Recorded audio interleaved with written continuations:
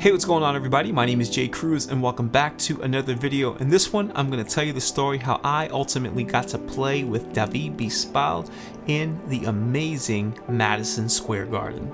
You don't want to miss this one. Before we get started, please do all of the things that help this channel grow. Like this video, comment and subscribe below, and be sure to hit the bell icon so you get an alert every single time I upload a video. And go ahead and check out some of my backlog of videos. I've been uploading 2 videos a week this entire year so far, so check out all of the content that I've been busting out this entire year. Now without further ado, let's get started. Alright, this goes way back. I think it was the year 2007. At this point, I did have a full-time job, but I gotta be honest with you, I wasn't doing too well with my attendance because I was trying to do music full-time at the same time, and let's just say your boy had a hard time waking up after some late night sessions. I'll never forget it. It was a Thursday night. I had just gotten home from a rehearsal, and I got a call from a friend of mine, a drummer friend of mine, who called me at almost 10 o'clock at night and said, "Hey Jay, are you available for a show tomorrow?" And I said, "Tomorrow? Like, doing what?" He said he didn't have too many details. All he knew was that it was a gig that I could handle. And so I trusted him and I said, "Okay, man, for you, no problem. Just make sure I get paid for it." And he said, "Of course I will." And he hung up the phone.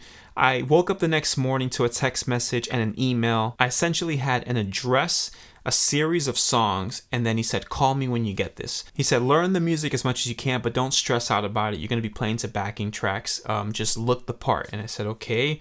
What do I have to do?" He goes, "All you have to do is come in with a black guitar and wear all black." Now I know my aesthetics comes off like I own a lot of black, but truth be told, I don't, right? You've seen my guitars before. I like vibrant colors or vintage style colors. But at that time, I was playing a lot of metal, so I looked in all of my cases and I found this baritone Schecter guitar that was all black and satin black. And I loved the guitar, but it really wasn't a versatile instrument. And it certainly wasn't the instrument that I would want to bring to a gig that I don't even know what I'm doing. I think the call time was 4 p.m. and I said, "All right, man, send me the address," and I went. Now, you have to understand something. All he sent me was backing tracks. He didn't send me any official music. He didn't send me the artist's name that I was playing for. All I had was backing tracks, and I didn't recognize any of this music. The calls that I was getting back then, look, they weren't high-profile artists. Those were my grinding years. Those were the years where I was playing a lot of dingy shows, a lot of grimy clubs, a lot of bad events,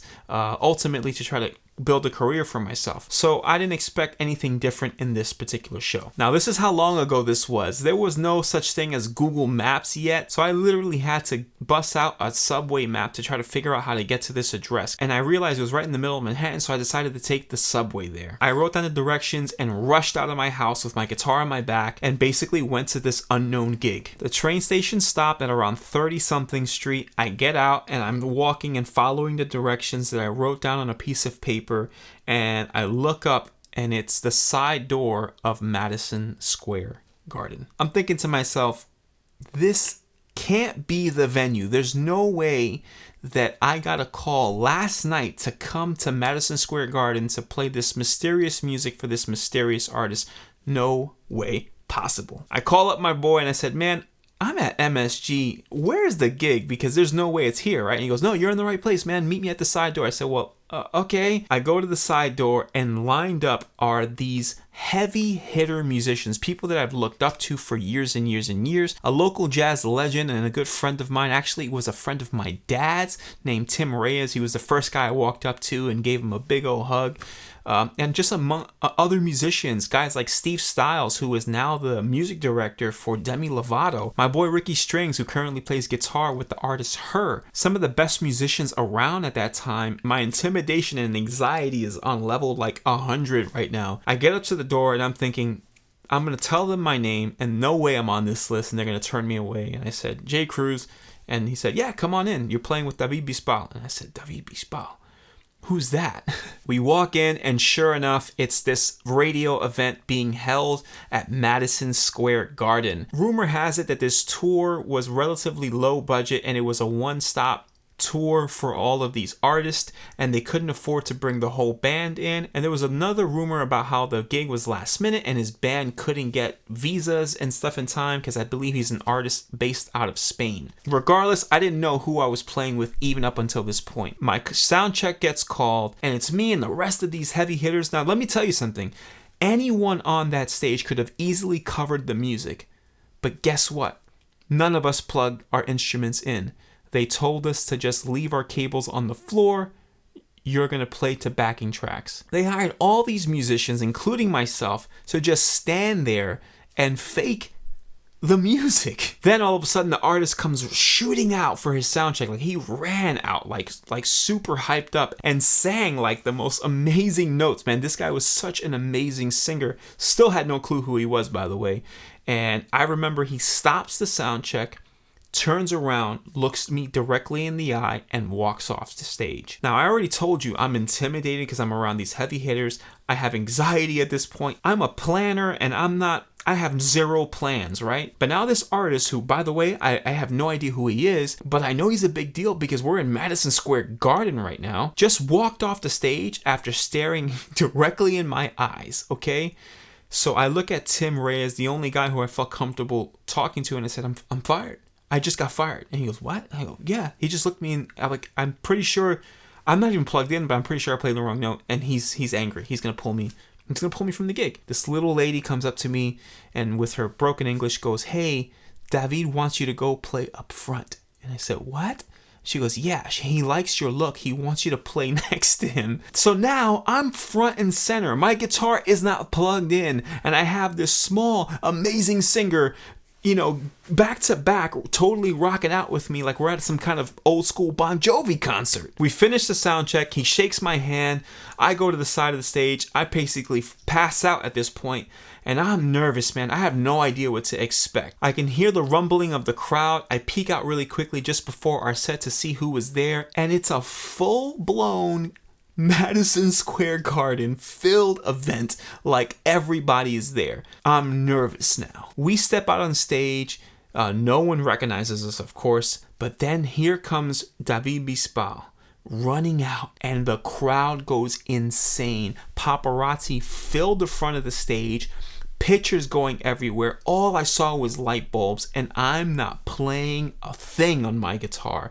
And then he pulls me up front like we planned it, and he's like, you know, there's a solo even, and I don't even know what the solo is. By the way, his actual guitarist who plays with him all the time is a monster guitarist. Like, I could never hang with this guy.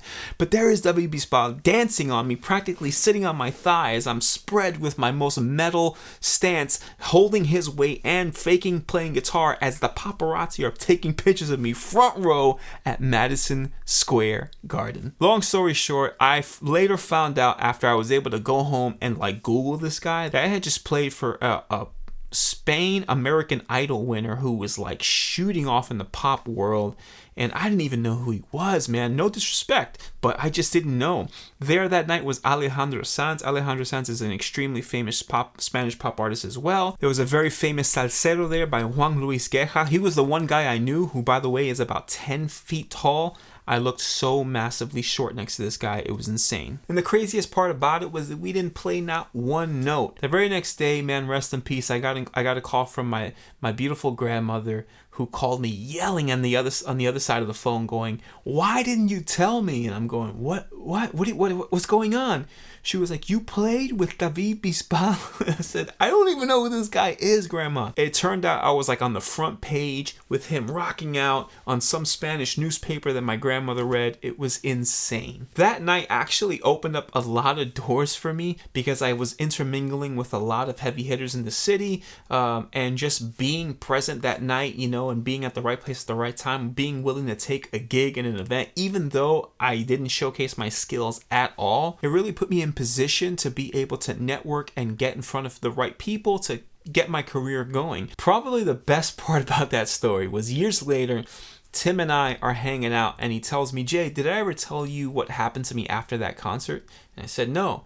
He goes, well, I ended up taking a gig at a club and I was at the bar after my set, and some guys came up to me and told me, hey, weren't you just in Madison Square Garden? And he goes, yeah, that was me. He goes, I can totally tell you guys weren't playing. It was the most ironic thing, like making it to the Mecca, Madison Square Garden, and we didn't play not one note. How absolutely depressing. So there you go. If you happen to recognize me from that one show in Madison Square Garden in the heart of New York City where I played a one-night only event with the great David Bisbal, with my guitar unplugged, then yeah, man, that's me. Guys, I hope you've enjoyed this edition of story time. Certainly another embarrassing story for the books, but you know what? Actually, I think it's a really funny one and one of those stories that I will forever have as a highlight in my career. Let me know if you've ever had to play or fake play an instrument before. Maybe it was for a music video, maybe for a play, I don't know. Tell me your experience. I don't think anyone could beat mine that I actually got to fake play at Madison Square Garden, but give it a try. Let me know what your story is. Please do all of the things that help this channel grow. Like this video, again, comment down below, subscribe to the channel, and be sure to hit the bell icon so you get an alert every single time I upload a video. Thanks again for watching, and until next time.